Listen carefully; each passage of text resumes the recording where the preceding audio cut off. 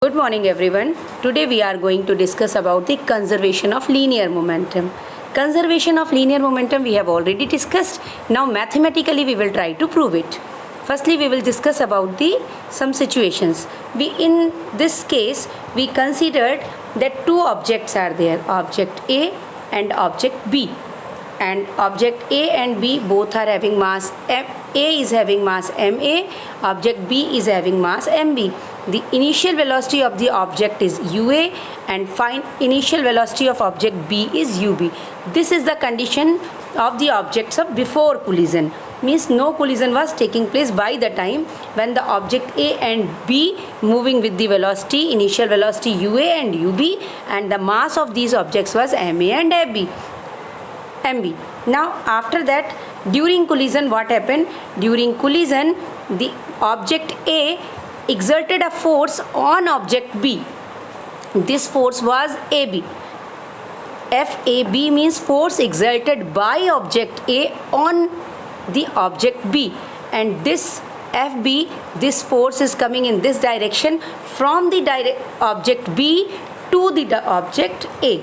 Now in third case, this was the during collision, and in after collision the mass ma and mb was the same, but the velocity of object A was va, initial velocity ua and final velocity va, and here the final velocity vb, where initial velocity of the object was ub.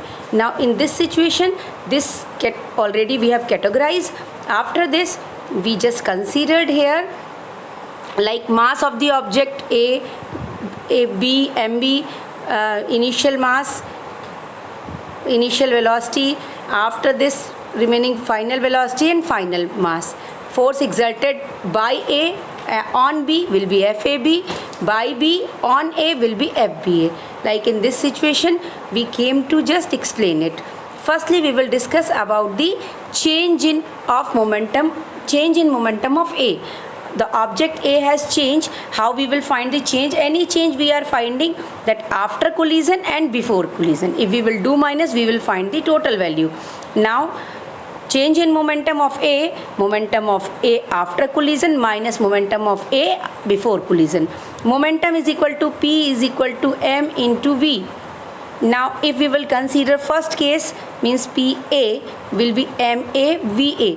Now velocity in the time of after collision it was VA, but if we will consider before collision it will be UA. So we place the same thing here.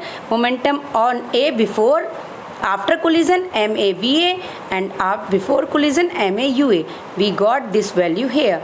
Now after this we will change rate of change of A, momentum of A. You remember rate of change of linear momentum is change in linear momentum is known force. So we will find rate of change, means whatever change in linear momentum we got, we will divide by T, we will be able to get the value of force. We did rate of change, whatever value we were having, we divided by T to get rate of change. Now this rate of change is known as force exerted by B on A, because it is FBA. We got the value of FBA. Similarly, we did the same thing in the second case, the rate of change of momentum of B. Here we got A, here we got B. We got the value. Now, as per the second law of Newton, we have already discussed here, we got this. Now, FAB we are having, FBA we are having, and already Newton's third law is same, equal and opposite force, means FAB will be equal to minus FBA. We placed all the values FAB, FBA here in this equation. As we place the values, you will get the values here. Here in this situation T will be cancelled out with T, because in both the side T's are there, T will be cancelled and remaining these values will be in forward side. At the same time, all the initial velocities we will keep aside, and final velocity we will keep aside, and later on we will get the mass, means we will get MV VV plus MA VA is equal to MV UB plus MA UA. It indicated that total momentum before collision, like you can say total momentum VV VA, VV, both the momentum after collision. Here before collision, both are equal. We can say the total momentum of the two bodies before collision and after collision will be same, equal. It is just justifying that conservation of linear momentum. That linear momentum of the body after conservation will be conserved.